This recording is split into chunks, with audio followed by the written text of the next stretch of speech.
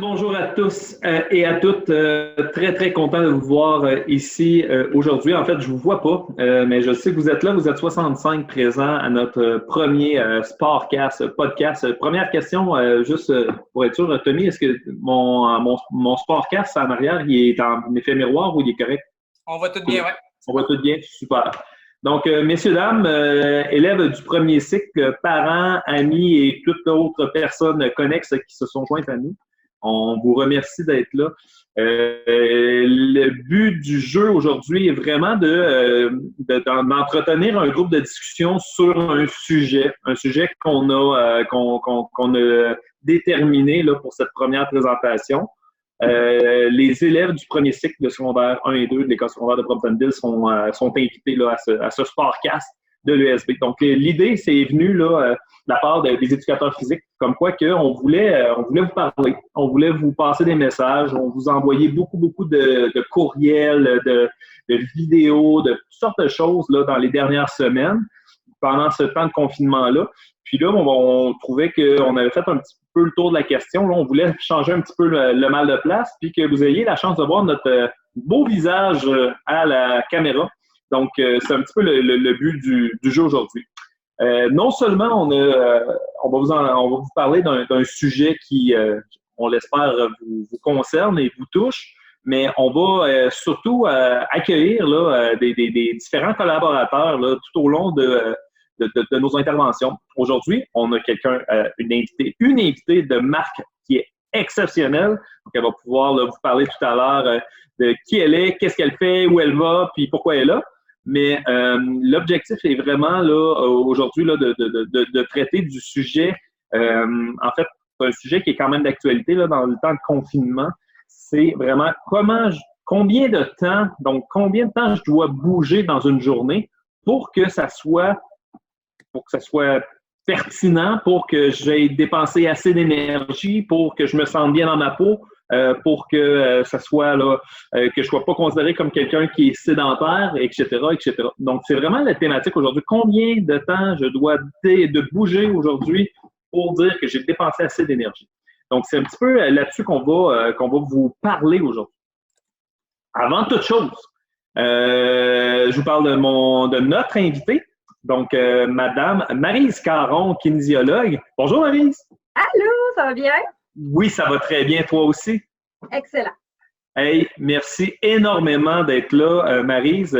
Maryse, non seulement est notre première invitée au Sportcast, mais ça fait un petit bout qu'on travaille avec elle. Elle a accepté d'être collaboratrice permanente avec nous là, au Sportcast. Donc, on est très heureux de t'accueillir dans notre équipe. À partir de la semaine prochaine, là, si on le peut, on va t'envoyer un T-shirt là, tel que promis. Donc, tu pourras porter fièrement là, les couleurs de l'ESB là, pour les prochains Sportcasts. Donc, Marie, parle-nous de toi un petit peu. Dis-nous qui tu es, puis qu'est-ce que tu fais dans la vie, puis pourquoi tu vas pouvoir nous aider aujourd'hui. Bien, moi, en fait, je suis kinésiologue. Un kinésiologue, ça fait de la kinésiologie. Alors, la grande définition, on peut dire que c'est la science du mouvement humain. Donc, le kinésiologue, c'est un expert de tout ce qui touche le mouvement humain. Mais dans la vraie vie, là, il y en a toutes sortes de kinésiologues. On se spécialise habituellement. Fait que j'ai des collègues qui se sont spécialisés, par exemple, avec la femme enceinte ou avec les jeunes athlètes.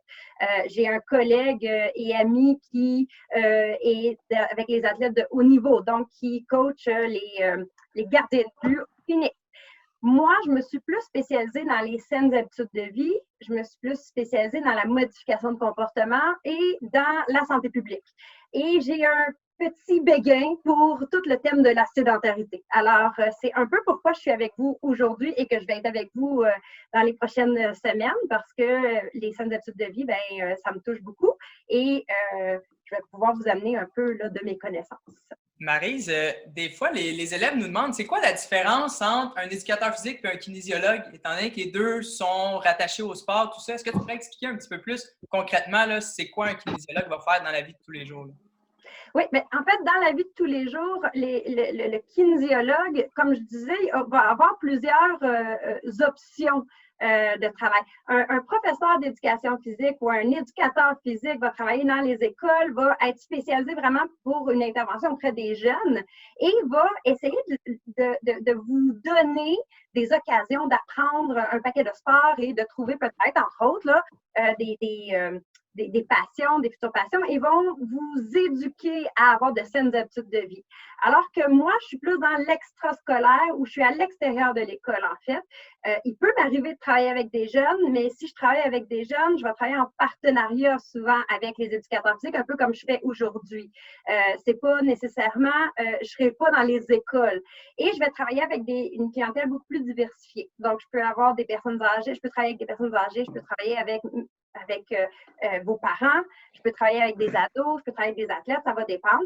Et on va plus se concentrer sur un objectif particulier de la personne. OK, parfait, merci. Cool. Alors, c'était l'introduction de Maryse. Donc, vous allez avoir la chance là, de la revoir là, dans les prochains podcasts.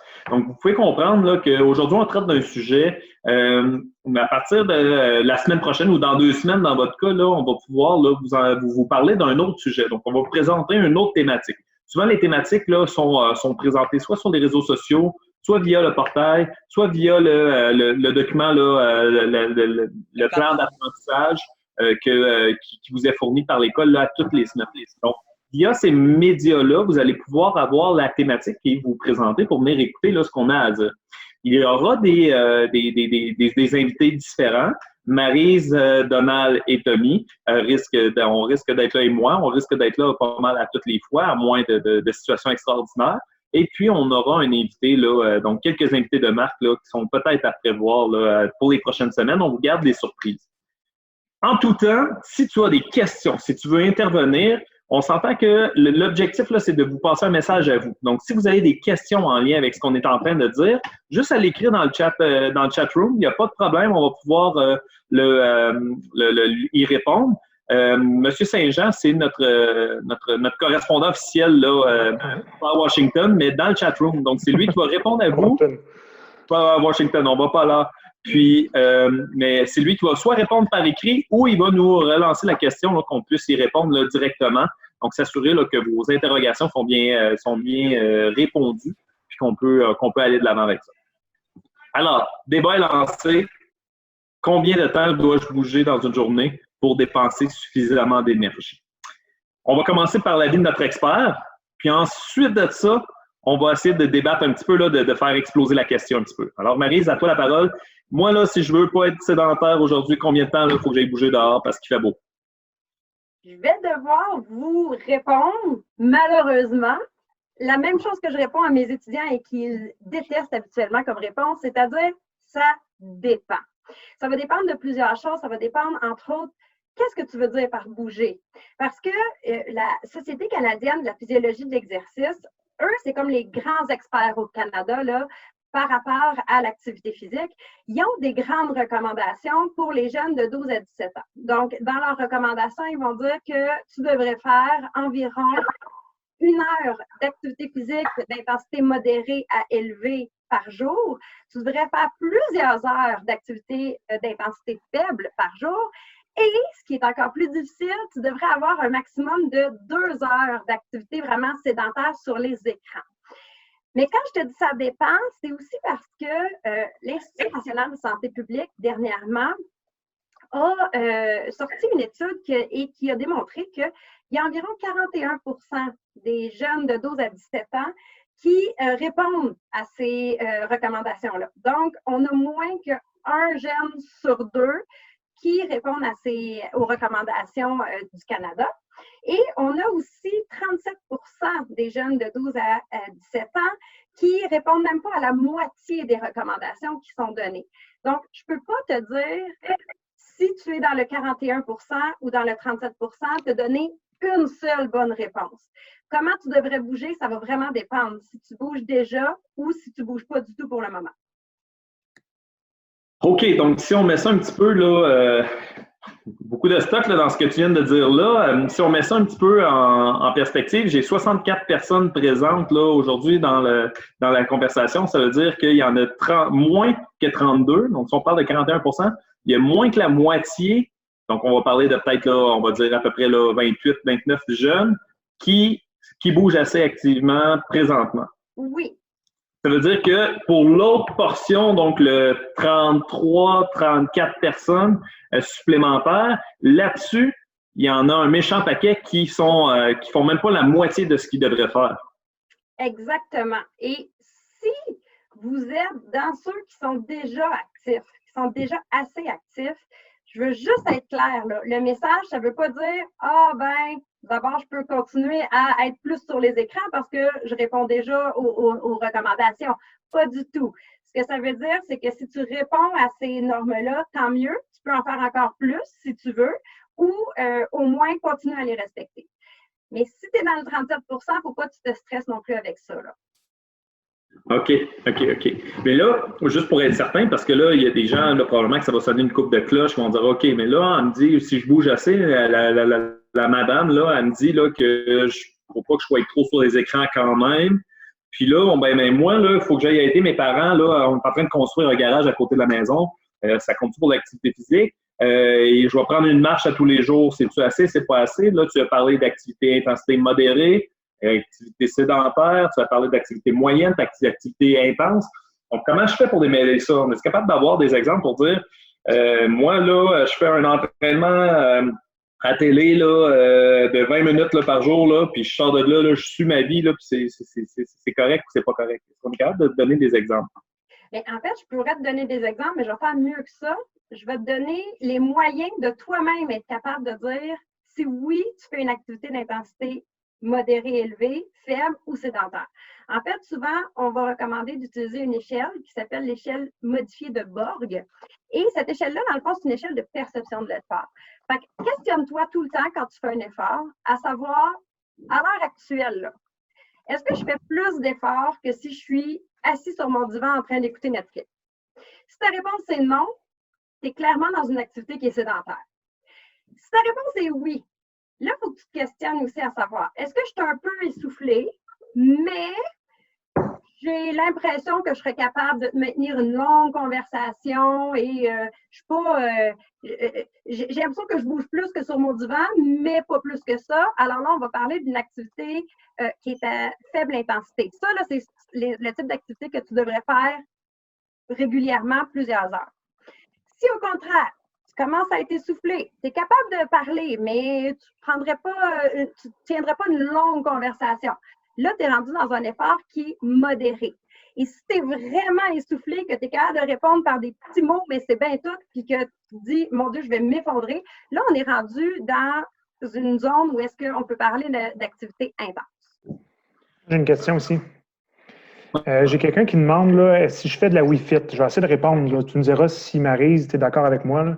Oui. Si je fais de la Wii-Fit, est-ce que ça compte pour une activité physique? Bien, ça dépend de l'intensité encore. On vient juste d'en parler. Là. Donc, quand tu fais de la Wii-Fit, est-ce que tu es soufflé à avoir de la difficulté à tenir une conversation? Puis, est-ce que tu en fais pendant 60 minutes? C'est ça, là. Même chose pour tout ce qui est de programmes de danse, là, vidéo, tout ça. Là. Donc, c'est ça là, la réponse. Est-ce que tu fais ça de façon assez intense et assez longtemps pour que ce soit considéré comme valable? Oui, parce qu'avec la Wii-Fit, il y a plusieurs alternatives. Tu peux faire du yoga sur la Wii-Fit. Si tu fais du yoga, c'est une belle activité, mais c'est pas une activité cardiovasculaire qui est selon les recommandations. Donc, il ne faut pas que tu arrêtes ça, mais ça ne compte pas pour une activité d'intensité modérée ou élevée. Tandis que si tu fais de la course, parce que je sais qu'il y a aussi un programme où est-ce que tu peux courir sur place, tu es capable d'atteindre un certain niveau, mais c'est à toi de gérer ton intensité. Donc, l'intensité est vraiment la clé sur combien de temps on doit en faire, puis est-ce que ça marche ou si ça ne marche pas. L'objectif, on s'entend là pour résumer, c'est qu'il faut que tu fasses quelque chose. Des longueurs de divan, ça ne compte pas comme un sport olympique, malheureusement. Donc, on est obligé de faire quelque chose. Fais quelque chose. C'est de bouger, de monter les escaliers, d'aller dehors, de prendre la marche. Donc, c'est pour ça que les recommandations, généralement, sont comme ça. Maintenant, si tu souhaites en faire un peu plus, souvent, là, on associe, là, surtout en temps de confinement comme qu'on est là, à dire qu'il faut bouger, donc il faut que je m'entraîne. Il faut que je m'entraîne. C'est important de s'entraîner. OK? On n'a pas besoin de s'entraîner, donc d'aller soulever des poids ou d'aller courir pendant 45 minutes pour dire qu'on est actif. Donc, c'est là qu'on peut un petit peu jumeler les activités fonctionnelles et les activités planifiées. Activité fonctionnelle, c'est quoi? Ben, c'est d'aller travailler dehors pour préparer sur la cour, sur le terrain de la maison de ta famille. C'est d'aider à la construction là, d'un garage, comme j'ai dit tantôt. C'est de transporter différents matériaux d'une place à l'autre, etc. Donc, ça, on va parler d'activités fonctionnelles dans la vie de tous les jours. Si on peut aller à l'école, peut-être qu'un jour, on pourra y retourner, on le souhaite de tout cœur.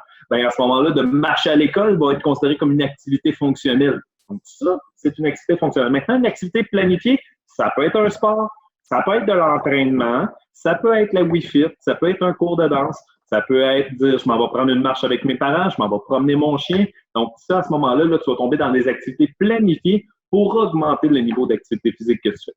C'est pas mal ça, Maryse? Oui, puis Mirko, tu as raison, les activités fonctionnelles, là, souvent, c'est des activités qui vont se faire sur une courte période, mais ces minutes-là, ils se cumulent. C'est pas une heure de suite tout le temps. Là. C'est des petites minutes qui se cumulent comme ça. C'est ça qui est important, en fait. Et de vraiment venir séparer les moments qu'on passe devant les écrans, c'est particulièrement facile dernièrement. Oui, c'est ça, exactement. Donc, comme on est tous en train de le faire présentement. Donc, ça veut dire qu'après ça, on s'en va jouer dehors. Exactement. Moi, j'ai une question. Oui, bien c'est ça. En fait, là, vous dites qu'il faut bouger, il faut avoir de l'activité physique, mais on a Evan ici qui nous demande, est-ce que ça peut être grave de trop en faire, de trop bouger, de trop faire de sport? Y a-t-il des risques? Excellente question. Oui. En fait, on peut tomber dans ce qu'on appelle un surentraînement. C'est sûr que si tu te surentraînes une journée, il n'y a pas de drame. À la limite, tu vas être bien fatigué le soir, tu vas être bien raqué pendant les 48 heures qui suivent. Mais si tu t'entraînes trop pendant plusieurs jours, plusieurs semaines, là, tu peux tomber en surentraînement. Puis là, il y a plusieurs problématiques de santé qui peuvent apparaître. Tu seras plus capable de maintenir tes entraînements. Tu vas peut-être avoir une diminution de ton système immunitaire. Fait que tu vas peut-être être plus propice à attraper des maladies. Tu n'auras plus d'énergie pour rien. Il y a plein de choses qui peuvent arriver après ça. Mais si tu suis les recommandations, il n'y a aucun danger. Tu ne tomberas pas en surentraînement. Donc si il fait 1 heure à 2 heures d'activité physique par jour, il n'y a aucun danger de surentraînement? Là. Non, pas du tout. Par contre, si tu n'en fais pas du tout, là, dernièrement, tu n'en as pas fait du tout, commence pas en te disant qu'il faut absolument que je fasse 1 heure. Là. Non, on y va tranquillement. L'idée, c'est de la progression. Puis, à chaque minute de plus que tu vas faire à chaque jour ou à chaque 2 jours, bien, ça va être une réussite. OK. Souvent, dans les conseils que je vais donner à mes élèves, là, pour ce qui est de se donner une routine au niveau de l'activité physique, donc d'être capable de bouger activement, d'être en action à tous les jours. Un des bons trucs que je donne, c'est évidemment, il faut que tu aies cherché la notion de plaisir dans ce que tu fais. Donc, peu importe ce que tu fais, fais-le avec plaisir. Ça, c'est la première chose. Deuxième chose, essaye de ne pas te priver de quelque chose quand tu t'en vas bouger. Par exemple, si tu es un fan de jeux vidéo, commence pas par te priver de jeux vidéo pour aller à l'extérieur. Oui, éventuellement, on va souhaiter ça parce qu'à un moment donné, on sait, on en fait trop. Par contre, si tu commences en te privant de ça, il y a pas mal de chances que ton cerveau, le corps humain, est fait un peu paresseux. Lui, ce qu'il va t'envoyer comme signaux, c'est « Hey, là, tu me fais bouger, tu me fais suer, tu me fais travailler, j'ai pas de fun. J'ai le goût de retourner jouer aux jeux vidéo. Ça, c'était le fun. Je faisais rien, puis c'était plaisant. » Donc, à ce moment-là, ce qu'il faut que tu fasses, c'est de dire « Je vais enlever quelque chose que j'aime moins faire dans ma journée, puis je vais le substituer par mon activité physique. » Donc là, ça va être beaucoup plus valorisant pour toi pour y aller au départ. Je te donne un truc.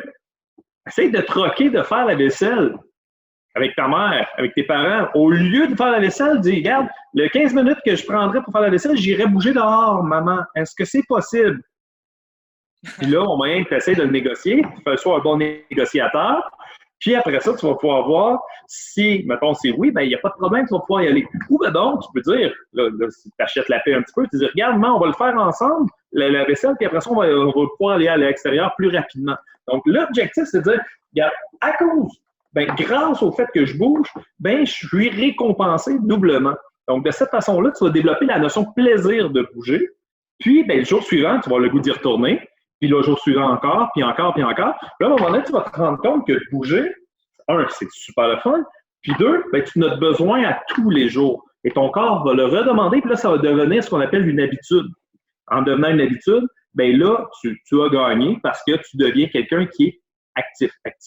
Donc, c'est là que tu peux dire, ben regarde, à un moment donné, il va falloir que tu fasses la vaisselle. Là. Donc, là, c'est là que tu vas pouvoir dire, ben là, je vais pouvoir me donner une routine où je vais le faire de telle heure à telle heure. Oui, ça va enlever mon temps d'écran, ça va être doublement bénéfique pour moi, puis je vais répondre à mon besoin de bouger. Donc, ce truc-là, combiner la notion de plaisir et la notion aussi de dire, faut pas que tu te prives pour aller bouger.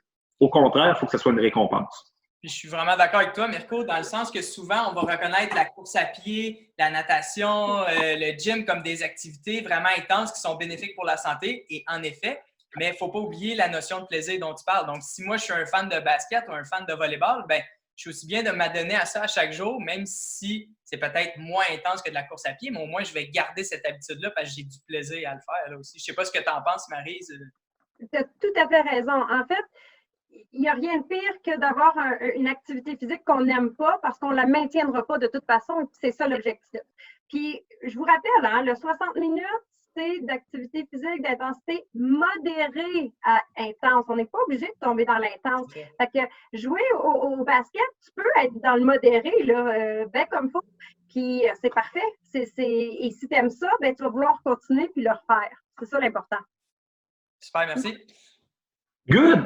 Si on continue un petit peu là, avec les thématiques qu'on voulait aborder, là, on a traité là, vraiment de dire c'est quoi, bon, on a eu la fameuse réponse ça dépend.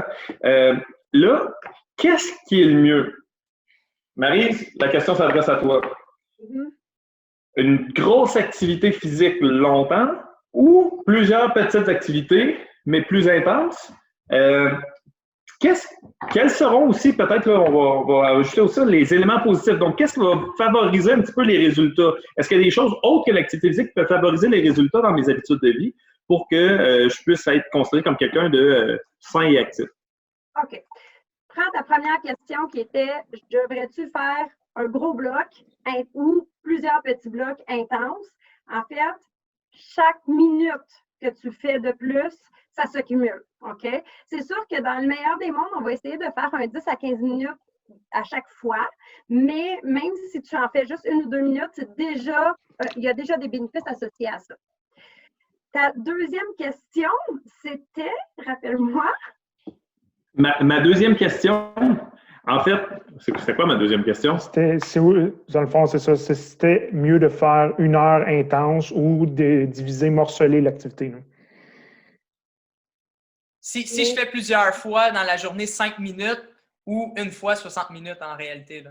Oui, bien en fait, c'est ça. Les bénéfices vont s'accumuler pareil. On va quand même avoir des bénéfices, peu importe le choix que tu prends.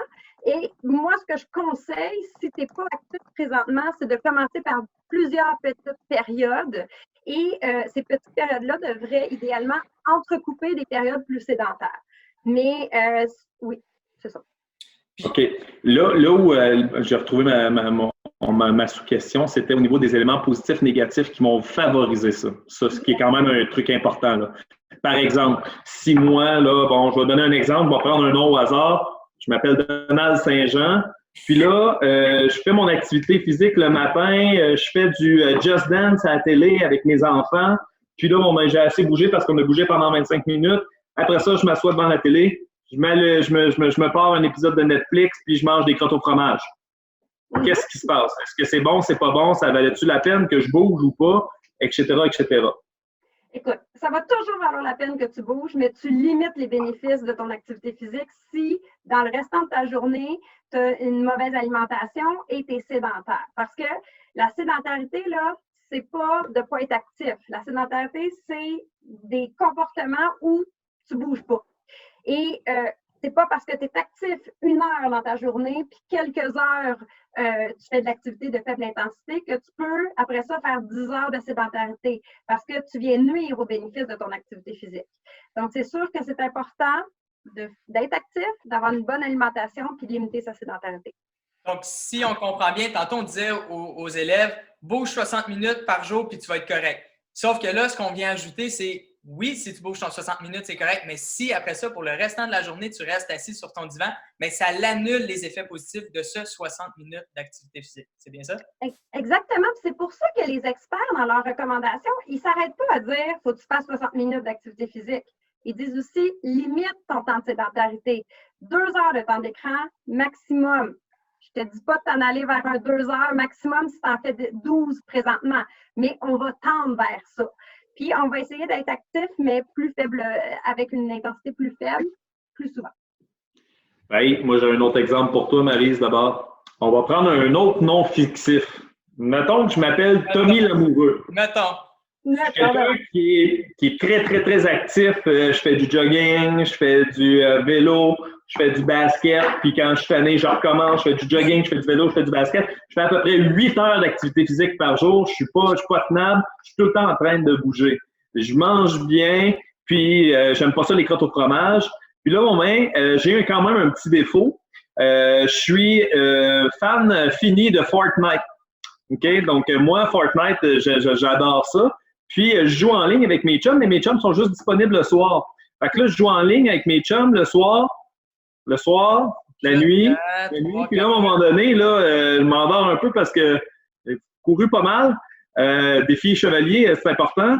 Puis là, prends un petit Red Bull pour m'en remettre dedans. Puis là, je me couche à 3 heures du matin, puis le lendemain, ça recommence. Fait que, est-ce que c'est clairement ta vie, hein, Tommy? Oui, calqué directement sur ma vie. C'est comme ça que tu fais. Donc, à ce moment-là, tu sais, dis-nous ce qui se passe avec ça. Qu'est-ce qui va se passer dans notre corps? C'est quoi l'effet qu'il va avoir? En fait, c'est que premièrement, les saines habitudes de vie, c'est beaucoup plus large que juste l'activité physique, la nutrition. On parle de sommeil. C'est ça que tu m'apportes comme exemple. C'est sûr que le sommeil est important parce qu'il permet à ton corps de récupérer. Fait que si tu es actif dans ta journée, ton corps a besoin de récupérer, a besoin de se renouveler, de renouveler son énergie pour pouvoir continuer. Ce qui va arriver, c'est que si tu continues avec ce rythme-là, la première journée, ça sera peut-être pas si pire. La deuxième journée, pas si pire. Mais au fur et à mesure que le temps va avancer, là, ton corps, il va commencer à t'envoyer des signaux d'alerte. Donc, tu vas commencer à avoir de la difficulté à maintenir ton activité physique. Puis encore une fois, tu peux tomber malade, tu peux commencer à te sentir moins bien. Et ça peut même aller jusqu'à la santé mentale là, qui peut être affectée par ça. Fait que c'est important d'avoir une hygiène de vie qu'on appelle, c'est-à-dire que oui, il faut que tu sois actif, puis oui, tu peux jouer à Fortnite, il n'y a aucun problème avec ça, mais il faut que tu sois raisonnable pour pouvoir te garder vraiment un bon 8 heures de sommeil. Puis, all right. Donc, ça veut dire que M. Saint-Jean peut manger ses crottes au fromage un petit peu, puis M. Lamoureux peut jouer à Fortnite un petit peu aussi s'il a bougé assez, c'est correct. Puis, idéalement, si M. Lamoureux joue à Fortnite et qu'il joue, mettons, 2 heures, parce que c'est son 2 heures de temps d'écran, ben on va essayer à toutes les demi-heures à peu près, juste de se lever puis de bouger un peu pour limiter l'impact de la sédentarité. Puis j'imagine qu'avec un manque de repos, on parlait des conséquences possibles, mais il y a aussi la possibilité de blessure qui pourrait être entraînée probablement, j'imagine. Oui, parce que ton corps n'a pas le temps de récupérer. Donc, ton corps n'a pas le temps de refaire son énergie et de s'adapter aussi. Parce que quand on s'entraîne, au début, c'est plus difficile, ou quand on fait de l'activité physique, au début, ça va être plus difficile, puis plus le temps avance, plus notre activité devient facile parce que notre corps s'adapte à ça. Mais pour ça, il faut que tu laisses à ton corps, il faut que tu lui donnes les bons nutriments, donc avec une bonne alimentation, puis il faut que tu lui laisses le temps de se reposer. J'ai une question, Maryse. Oui. Selon toi, là, le portrait, la tendance, est-ce qu'on s'en va vers plus des élèves, des ados qui sont de plus en plus actifs ou de moins en moins actifs? Moi, je recule dans mon temps. Dans mon temps, on allait jouer dehors jusqu'à 5 heures soir. Puis, il me semble que là, présentement, ce qu'on entend, je ne sais pas si c'est les biais de l'actualité, mais il me semble qu'on entend des gens de plus en plus sédentaires. Bien, en fait, c'est super intéressant ce que tu dis là parce que l'Institut national de la santé publique a parlé d'une étude dernièrement qui a démontré que depuis 2004, les gens ne sont pas nécessairement moins actifs, mais sont plus sédentaires. C'est-à-dire qu'ils ont à peu près là, les mêmes pourcentages de gens de jeunes qui atteignent les recommandations. mais on a de plus en plus de jeunes qui dépassent les recommandations côté sédentarité. Donc, c'est là que le bas blesse, c'est-à-dire que la portion activité physique, elle est là, mais le restant de la journée, donc le 23 autres heures, sont passées de façon beaucoup plus sédentaire. Peut-être la différence, je dirais qu'il y en a autant qui vont aller s'inscrire dans les sports organisés, dans des équipes de basket, de volley, tout ça. C'est peut-être justement après la pratique, ben, le soir, peut-être M. Saint-Jean, dans son temps, allait jouer au hockey jusqu'à 9 h le soir. Mais là, à place, ils vont justement aller sur les réseaux sociaux, aller gamer un petit peu. C'est peut-être ça qui fait la différence, justement? Oui, absolument. En fait, il y a une autre étude qui avait été menée il y a quelques années. Et bon, ils n'avaient pas utilisé le même questionnaire, mais dans l'étude, ils ont demandé aux jeunes, à l'extérieur des cours d'éducation physique et de l'école, est-ce que tu fais de l'activité physique et si oui, combien? Et il y avait juste 18% des jeunes qui atteignaient les recommandations que je vous ai parlé la dernière fois, que je vous ai parlé tantôt. Donc, on voit que les sports organisés sont quand même importants pour favoriser l'activité physique et les saines habitudes de vie. Sauf que là, je vous rappelle, on est en confinement. Fait qu'il n'y en a pas de sport organisé. Ouais. On n'est pas à l'école. Et en plus, quand on parlait avec Mirko tantôt là, des activités fonctionnelles, il y a plein de choses qu'on ne fait plus, là, comme comme marcher entre nos cours, courir après notre autobus, des choses comme ça, on ne le fait plus. Donc, pour remplacer ça, parce qu'on est dans une drôle de situation à l'heure actuelle. Mirko, ton histoire semblait vraiment véridique. Les élèves ont vraiment cru au fait que j'aimais pas les crottes de fromage et que je jouais à Fortnite. Il y a même des questions dans le chat, donc bravo. Écoutez, je vais vous bâtir des réputations, les gars. Là. Vous voyez comme M. Saint-Jean a quitté un petit peu momentanément là, la vidéo. La raison est très simple, c'est quand on parle de crottes au fromage comme ça, M. Saint-Jean développe une dépendance accrue, puis là, il a besoin d'aller en manger, puis étant donné que c'est pas professionnel de faire ça devant la caméra, il est parti. Vous pourrez lui poser des questions quand il va revenir, il n'y a pas de problème. Ceci étant dit, Tommy, peut-être jaser un petit peu avec toi. Bon, ça fait du bien, M. Saint-Jean, les crottes au fromage? Non, ça va. Bien manger les crottes au fromage? C'est ça. Il voulait changer de place, il n'aimait pas le carré en bas à gauche, il voulait être dans lui à droite. Oui, c'est ça, exactement. En fait, Donald, c'est bien qu'il soit revenu, là, si tu peux te le permettre, avec Tommy. Tantôt, Maryse mentionnait un petit peu là, la différence entre le kinésiologue et l'éducateur physique. Donc, j'aimerais ça vous entendre, les gars, là, votre vision un petit peu de c'est quoi un enseignant d'éducation physique versus, exemple, un coach, un entraîneur sportif versus un kinésiologue. Quelle est votre vision? Puis, tu sais, c'est quoi notre importance à l'intérieur là, d'une école, d'une institution là, comme l'école secondaire de Bromptonville? Moi, je pense que le rôle, pour moi, là, je me définis comme un initiateur à l'activité physique. Souvent, là, je crois beaucoup au sentiment de compétence. Je prends tout le temps l'exemple du badminton. Si toi, tu te dis, moi, le badminton, à chaque fois que je frappe le volant, je passe dans le beurre. Ça arrive souvent. Là. On arrive en secondaire 1, 2, là, le prof dit, on fait du badminton, puis là, assis, puis là, je sais pas, oh non, je vais frapper dans le beurre. C'est de donner, c'est enlever cette crainte-là, donner la petite technique d'initiation pour essayer d'aller progresser, pour avoir du plaisir. Puis après, t'ouvrir la possibilité là, avec du sport civil ou scolaire, d'aller trouver une nouvelle passion puis aller l'explorer à l'extérieur. C'est sûr que, tu sais, des fois, on a du temps restreint, on est beaucoup, des fois, on a de l'espace restreint, on essaie de faire du mieux qu'on peut, mais c'est vraiment d'aller donner la base pour essayer de donner le goût, puis être capable de simplement juste un petit peu performer pour aimer l'activité physique qu'on te présente. Pour moi, c'est vraiment ça, là, l'éducateur physique, mon rôle. Là. Bien, moi, je dirais surtout avec la différence entre l'activité physique et l'éducation physique. Souvent, les gens, les élèves vont penser que c'est la même chose. Bien, dans les deux cas, on fait du sport, dans les deux cas, on bouge. Oui, sauf que l'activité physique, c'est ce qu'on vous parle depuis tantôt. C'est le 60 minutes en question que tu vas faire pour rester en forme, aller chercher ton plaisir, bouger. C'est bon pour ta santé. Tandis que l'éducation physique, oui, on va bouger, mais ce n'est pas notre but principal. Notre but principal, c'est de t'apprendre quelque chose, c'est de t'apprendre des notions techniques par rapport à un sport en particulier. Donc, si je prends le basket, par pur hasard comme ça, comment faire un bon lancer? Bien, comment tu dois placer ton bras? Il y a des techniques à avoir. Puis, en maîtrisant ces techniques-là, tu vas avoir plus de fun à jouer au basket, comme l'exemple du badminton de M. Saint-Jean. Donc, en faisant ça, ben, tu vas tellement aimer ça qu'en dehors de tes cours d'éducation physique, tu vas jouer au basket et là, en plus de ça, ça va t'amener à faire plus d'activité physique. Donc, moi, je trouve que cette différence-là est vraiment importante. Activité physique, c'est de bouger et éducation physique, on est là pour apprendre. Good. Écoutez, moi, de mon côté, si je peux ajouter un petit peu là, mon point par rapport à ça, souvent, souvent, comment je l'explique, c'est que dans éducation physique et à la santé, il y a le mot éducation tout d'abord. Donc, après ma base, ce qu'on veut, c'est faire une éducation à la santé ou aux saines habitudes de vie ou à l'activité physique. Donc, dans l'éducation, évidemment, on a parlé des différentes techniques ou tactiques, stratégies là, pour pouvoir être capable de réaliser un sport adéquatement. Il y a aussi une éducation qui est plus sociale également, là. Donc, souvent, je vais comparer le gymnase, la classe d'éducation physique, à une micro-société. Donc, avec les rôles à jouer, avec la façon de prendre sa place, respecter les règles, etc. Donc, il y a un aspect social qui est important à ce niveau-là. Ensuite de ça, on va avoir le mot physique. Hein, dans l'éducation physique, le mot physique, ben, c'est le sport, c'est l'activité physique, c'est l'entraînement, c'est le moyen que tu voudras pour être actif.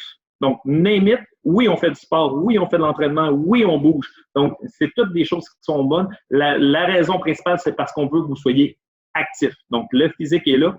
Et à la santé, mais ça, c'est tout ce qui est complémentaire à ça. Donc, on en a parlé du sommeil, on a parlé de l'alimentation. Tout à l'heure, on va traiter là, en clôture là, de notre podcast de la gestion du stress avec Maryse. Donc, le stress associé à ça, les bienfaits là, que l'activité physique peut faire. Donc, la santé est aussi, sinon plus importante encore que la notion de bouger. Donc, tout est ensemble, tout est complémentaire. Et c'est pour une des raisons pourquoi les enseignants en éducation physique, à l'intérieur d'une école, à l'intérieur d'une société, on a un rôle à jouer qui est très important. Maryse, ça te convient-tu, ça? C'est excellent. Tout à fait. Vous avez raison. Puis, fais bien attention à ce que tu vas dire. Bon, le Ken est particulièrement cool aussi, mais c'est pas grave. Les profs d'éduc, vous avez un rôle à jouer pour les jeunes que vous avez avec vous, mais votre éducation peut avoir un impact sur le restant de leur vie et donc devenir des adultes aussi qui vont garder ces bonnes habitudes-là. Fait que ça, c'est d'une importance capitale, effectivement. Good! Il nous reste un petit truc à aborder avec toi, Maryse. Par la suite, là, on va laisser Tommy là, clôturer un petit peu le podcast sur les différents moyens qu'on vous a donnés, gang, depuis le début du confinement et ce qui s'en vient aussi un petit peu là, au niveau là, des différents défis. Donc, Tommy va vous parler de ça là, à la toute fin. Les bienfaits concrets de bouger quand on est en confinement.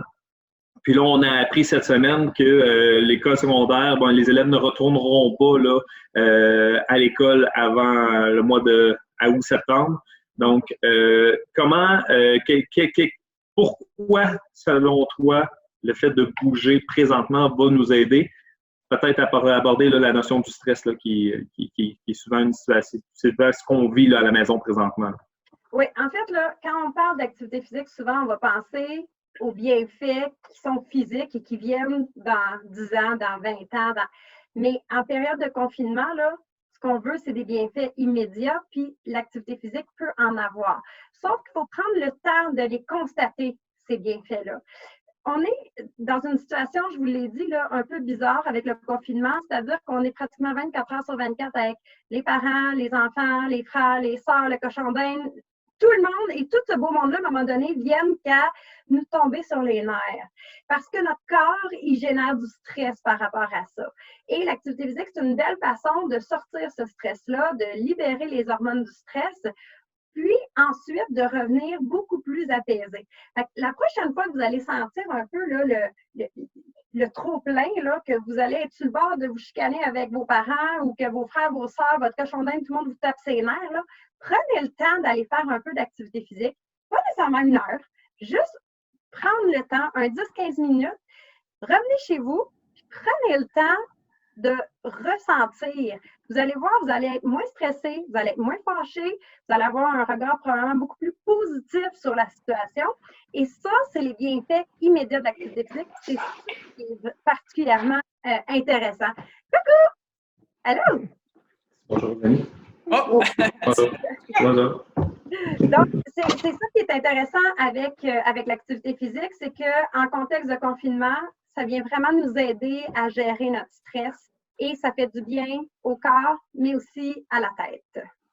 Et puis, Marie, tu sais, justement, tu dis à quel point c'est important de bouger, les impacts sur le stress, tout ça. Mais là, depuis le début du confinement, il y a peut-être certains élèves qui ont été un petit peu moins actifs, justement, qui ont arrêté de bouger complètement. Comment tu vois ça, justement? Comment ils vont faire pour recommencer à bouger? Y a-t-il des normes à suivre? Y a-t-il... L'idée, c'est de reprendre tranquillement. Donc, pas de partir en disant, hey, avant, je faisais, par exemple, 1 heure d'activité physique. Bon, un peu comme toi, Tommy, moi, la course, j'adore ça. Mais si j'avais arrêté dès le début du confinement, je ne serais pas repartie en me disant, bon, ben, je vais me retaper un 5 km tout de suite. Non, on y va progressivement. On souligne nos succès parce que de recommencer, c'est déjà un succès.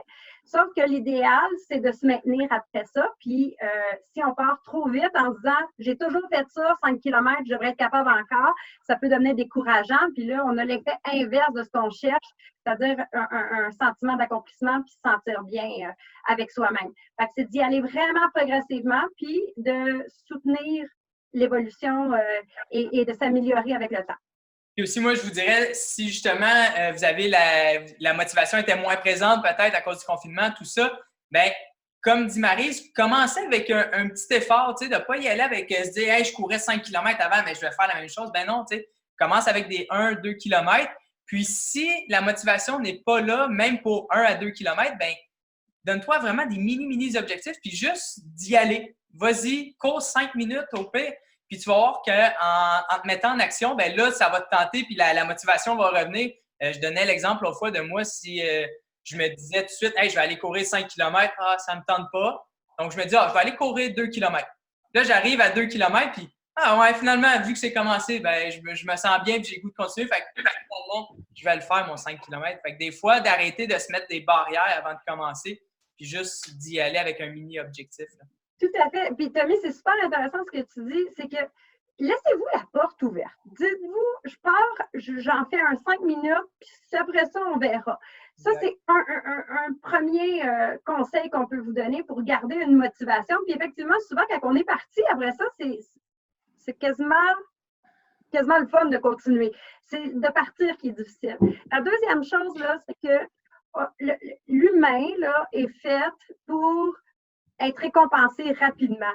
Fait que vous pourriez aussi décider de vous permettre quelque chose que vous aimez faire ou quelque chose que vous aimez après la pratique d'activité physique, ce qui peut donner une petite motivation de plus. Hello! Bonjour. Hello! Tu es entouré de belles femmes? Je vais avoir justement un exemple par rapport à mes belles filles. Au niveau de la prise d'une habitude, depuis le début de... je vais reculer un petit peu parce que là, on ne me voit plus. Je recule un petit peu. OK, je suis là. OK, on va la voir. Bouge plus. OK. Donc, on a mes belles-filles, Anaïs et Justine, qui ont, depuis le début du confinement, on a eu la chance là, de les faire bouger un petit peu. Donc, on a fait quoi? On a commencé à faire des entraînements. Qu'est-ce qu'on fait dans les entraînements? Tu fais des Just Dance. Hein? Donc, on a commencé ça au début. Les Just Dance de quoi? Les Just Dance de quoi? Hein? De la Reine des Neiges. De la Reine des Neiges. Hein? Oh, j'aimerais ça voir ça. Ouais, hein, on veut une vidéo la prochaine fois. Puis là, vous aimeriez ça, hein, me voir faire des vidéos de la Reine des Neiges, je sais. Peut-être, à un moment donné, ça va être dans nos bloopers. On verra. Pardon? Peut-être prochain podcast, on ne le sait pas. Donc, les filles, au départ, là, papa voulait s'entraîner avec elles. Donc, on a commencé les entraînements. Au début, c'était difficile. On faisait des petits entraînements. Puis là, à un moment donné, on était quoi? On était raqués? On était raqués pas mal. Hein? Puis là, à partir de la deuxième semaine, mais là, on a continué à travailler fort. Puis après ça, à partir de la troisième semaine, qu'est-ce qui est arrivé? Bien, c'est Anaïs qui voulait absolument faire les entraînements. Puis là, depuis 2 semaines, c'est plus papa, c'est plus Anaïs qui veut faire les entraînements, c'est Justine qui veut faire les entraînements. Donc, tout le monde a créé une habitude parce qu'on a commencé tranquillement. Puis aujourd'hui, maintenant, c'est obligatoire à tous les matins. Il faut faire du Just Dance, de la Reine des Neiges. Il faut faire notre entraînement. Puis si on ne fait pas notre entraînement aujourd'hui, ben on va le refaire demain, mais on va en faire un plus gros. Donc, c'est de cette façon-là. Et l'habitude, le goût, le plaisir de le faire, un, en famille, et deux, de le faire à tous les jours, est rendu présent. Puis ça fait une grosse, grosse différence. C'est vrai, les filles? Tout le temps plus le fun avec des personnes que tout seul. Là, ça l'aide à garder l'habitude dans le temps, ça, c'est certain. Tout à fait. Moi, j'ai une couple de questions en banque, Marie, si tu veux. J'ai quelqu'un qui est inquiet ici. Là, il dit, moi, j'étais actif là, avant la période de confinement, puis là, je fais zéro. Je ne fais plus d'activité physique. Est-ce que ça peut avoir des répercussions à long terme sur ma santé? Non. À long terme, il ne faut pas s'inquiéter, surtout à votre âge, surtout si tu étais actif avant, il n'y a pas de répercussions. Les répercussions vont peut-être être quand tu vas recommencer à t'entraîner. Peut-être que tu vas trouver ça un petit peu plus difficile au départ. Fait que vas-y vraiment progressivement. Comme on disait Tommy, commence doucement, laisse-toi la porte ouverte à aller un petit peu plus loin, mais jamais trop de pression. Puis, l'idée, c'est que à l'heure actuelle, si tu n'es pas actif, c'est plus à court terme que tu risques d'avoir des répercussions. Peut-être que tu te sens moins bien dans ton corps. Peut-être que tu as l'impression d'être moins positif. Tu as peut-être un estime de toi qui peut être affecté. Puis, c'est cet élément-là là, qu'on veut essayer d'éviter le plus possible. Si vous avez des questions, n'hésitez pas à les poser dans le chat. Là, on est dans la période de questions. M. Saint-Jean va toutes les prendre. Là. Donc, n'hésitez pas à écrire vos questions. Dans le fond, j'ai Félix qui demande, là, qui est un peu découragé parce que quand il fait 5 minutes d'activité physique, il est déjà essoufflé puis il est déjà tanné. Est-ce que tu aurais des trucs? Bien, premièrement, peut-être que ton intensité est un petit peu forte pour partir. Commence tranquillement. Ça peut être une marche. Là. Ça peut être une marche, ça peut être 1 minute de marche alternée avec 1 minute de course, tout dépendant ce que tu désires faire, parce que tu peux faire plein d'activités, là, on en a parlé tantôt. Puis, c'est vraiment d'y aller progressivement. Si tu es essoufflé après 5 minutes et que tu te peux plus, tu vis probablement pas quelque chose d'agréable, puis tu vas te tanner rapidement. Fait que vas-y vraiment plus. 10 minutes en intensité, c'est pas grave ça. Ça va revenir avec le temps. Puis je pense que ça va être le meilleur truc pour que tu te sentes bien après ton entraînement et non en train de mourir. Là. Sinon, d'y aller sous forme d'intervalle aussi, peut-être. Là. Donc, si tu fais de la course, ben cours 1 minute, encore une fois, lentement, à ton rythme pour ne pas être trop essoufflé. Et puis après, marche 1 minute, cours 1 minute, marche 1 minute. Donc, comme ça, tu vas améliorer tes capacités aussi là, dans le temps. Je pousserais ça davantage en disant, assis-toi pas. Passe la journée à ne pas t'asseoir, voir. Donne-toi un défi qui est encore plus simple peut-être pour toi au départ. Fais juste pas t'asseoir, t'effoirer dans le divan, t'asseoir sur une chaise. Mange debout s'il faut, mais juste par principe de dire que je suis toujours en train de faire quelque chose. On ne parle pas d'intensité, là, on parle de faire quelque chose.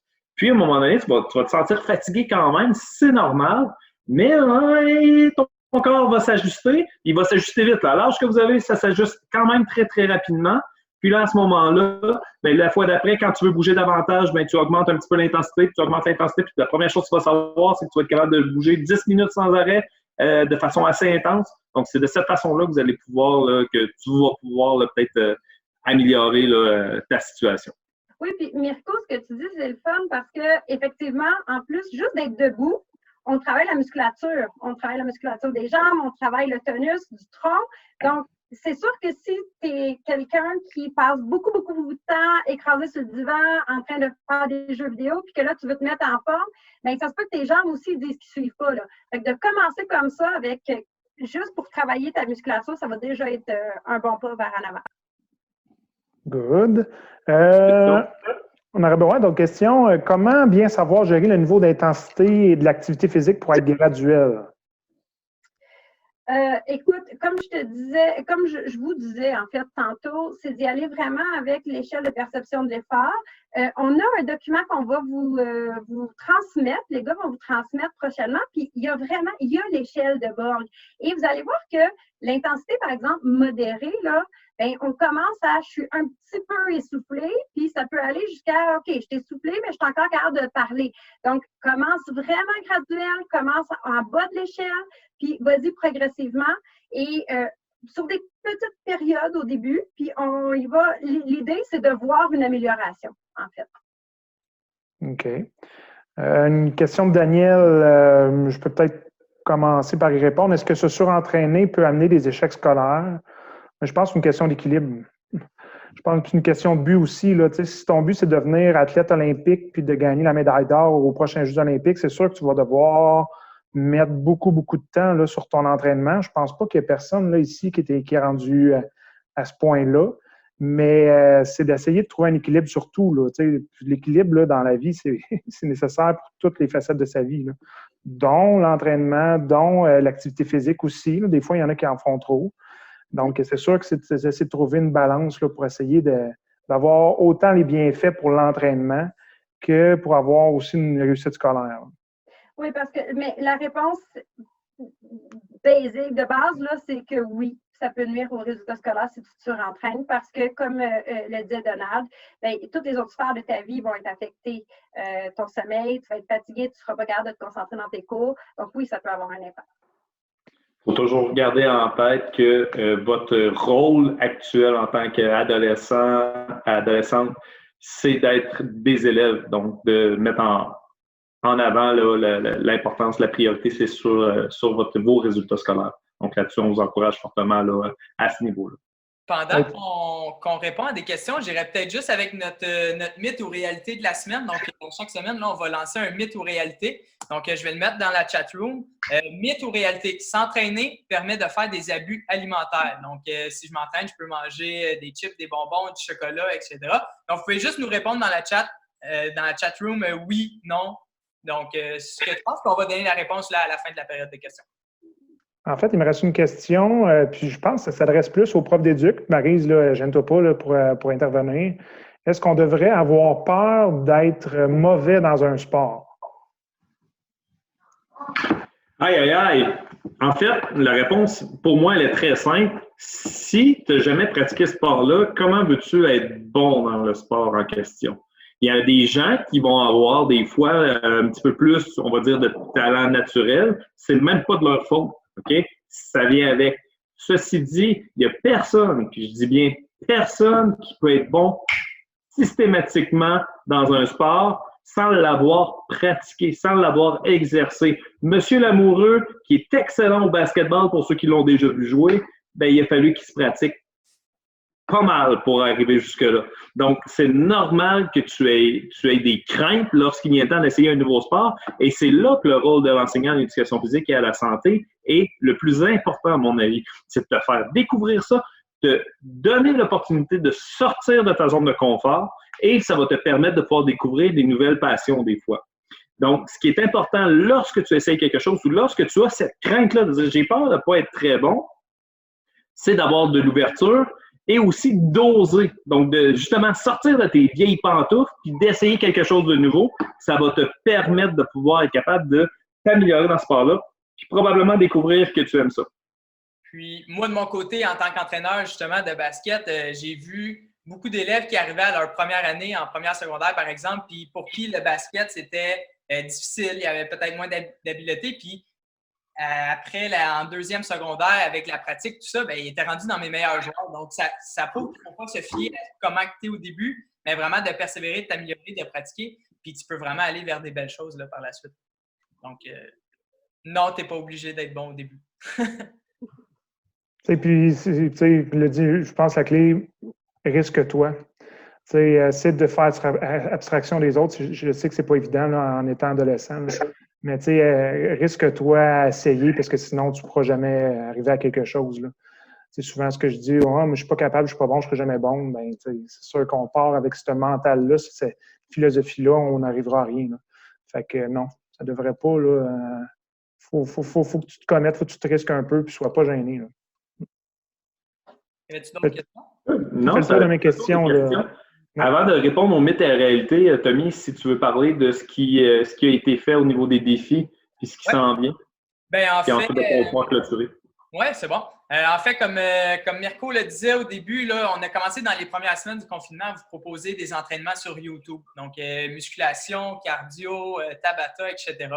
On vous a donné également des capsules en lien avec la santé. On vous a donné de la théorie, des documentaires. Donc, on voulait vous donner le plus d'infos possible. Après 2-3 semaines, on s'est dit, je pense qu'ils en ont pas mal. Là. Ils en ont pour un petit bout, là, regarder des documentaires et tout. Donc, on s'est dit, pourquoi pas lancer le défi chevalier pour vous faire bouger. Donc, vous l'avez probablement vu là, passer sur les réseaux de l'école. Donc, le but était de tout le monde ensemble traverser le Canada. Donc, il était près de 7000 km de marche ou de course. Donc, à chaque fois que tu faisais, par exemple, 2 km de marche, tu allais l'inscrire. Puis, ensemble, là, on montait comme ça.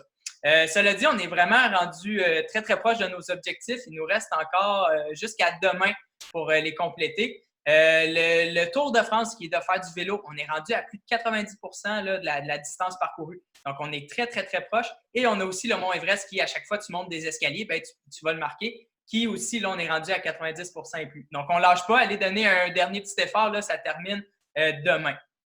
Les projets à venir, bien sûr, il y a le podcast où est-ce qu'on voulait vous parler un petit peu plus de santé. Donc, déjà qu'on vous donne beaucoup d'occasions de vous. On voulait vous informer aussi là, en lien avec la santé. Primeur, on va l'annoncer là, probablement la semaine prochaine ou dans 2 semaines. Il y a un autre projet qui s'en vient, un peu en lien avec le défi chevalier.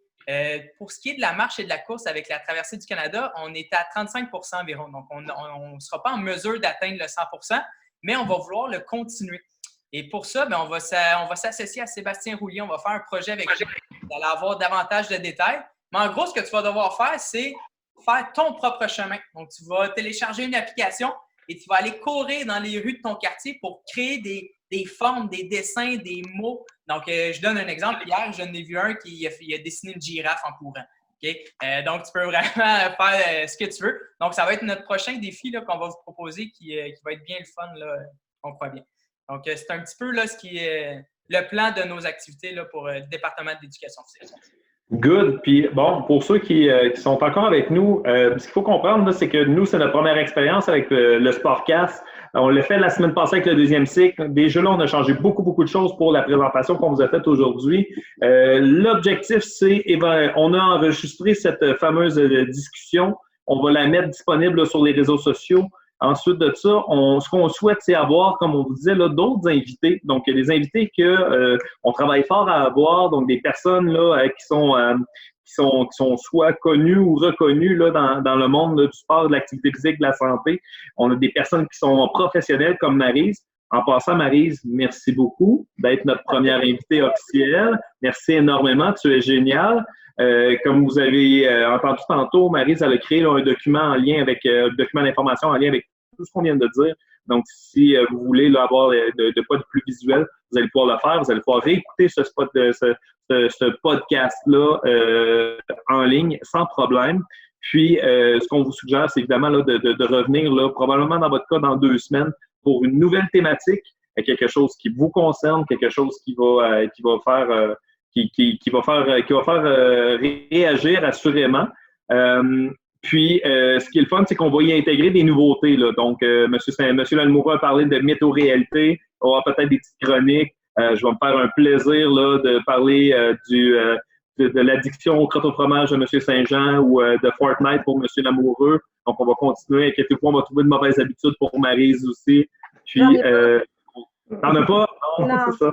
On a des contacts pour pouvoir essayer de trouver là, quelque chose. Donc, c'est un petit peu de cette façon-là qu'on va fonctionner. Donc, on termine avec le mytho-réalité? Oui, mytho-réalité. Puis, je continue sur ce que tu disais. Merci beaucoup d'avoir été présent à tout le monde. Si vous avez des commentaires, des constructifs, peu importe, des propositions pour les prochains podcasts, n'hésitez pas à nous écrire via le Pluriportail ou Gmail. Ça va nous faire plaisir de vous écouter et d'intégrer vos suggestions. Donc, la réponse à si je fais de l'activité physique, est-ce que ça veut dire que je peux faire des abus alimentaires? Eh bien, la réponse ici, c'est s'entraîner, c'est bien, mais manger n'importe quoi rendra votre séance physique inutile. Car ce que vous aurez perdu d'un côté, vous le reprendrez de l'autre. Il est donc important de coupler votre entraînement avec une alimentation saine et équilibrée. Plus facile à dire qu'à faire, surtout dans nos sociétés de surabondance où les tentations gourmandes ne manquent pas. Mais comme l'explique le kinésiologue Alexandre Paré, l'humain est une excellente machine à stocker des calories, mais pas à les dépenser. C'est bon. Donc, sur ce, merci beaucoup d'avoir été présent. On vous souhaite une excellente semaine et à la prochaine.